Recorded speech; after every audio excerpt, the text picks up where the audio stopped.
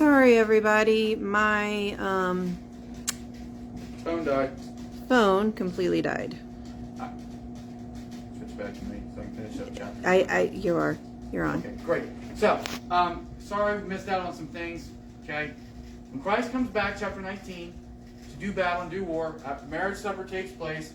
Again, it's a play on words a little bit. So there is a feast where there actually is real food for people, right? Which is awesome. And then we're going to feed on the carcasses. Well, not so much we, more or less the birds.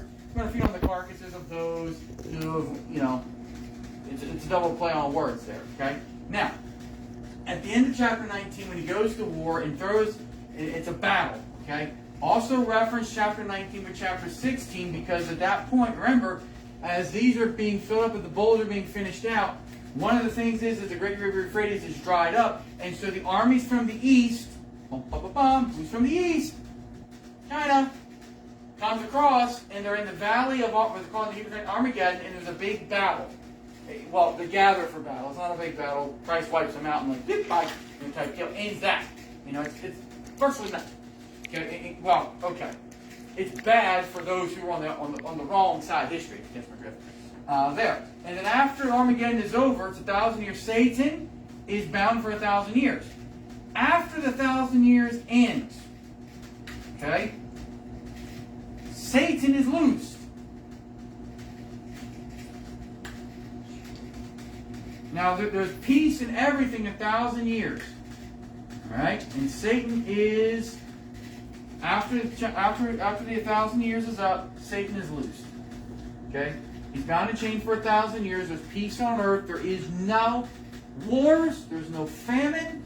There's nothing. The nations are getting, people are recouping from 7 years of tribulation. All right? Things are getting reestablished. Christ establishes his kingdom on earth. Okay? Satan is bound by 1,000 years. The false prophet and the Antichrist are in hell. They're in the lake of fire. They're not in hell. They're actually already in the lake of fire. They don't even get to stay in hell. They just get cast alive into the lake of fire. And after 1,000 years, and we're going to talk about that. All right, do I talk about that now, or should I hold off until next week? I think we're going to hold off until next week on that one.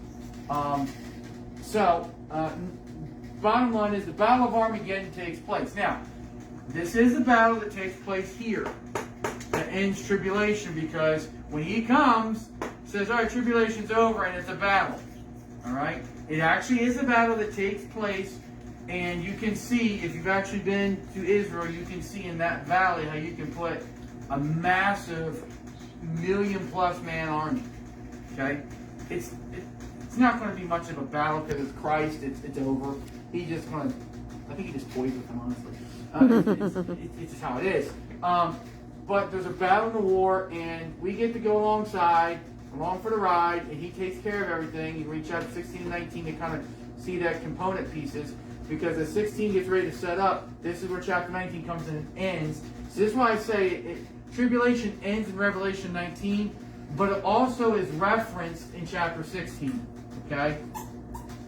It's referenced in chapter 16.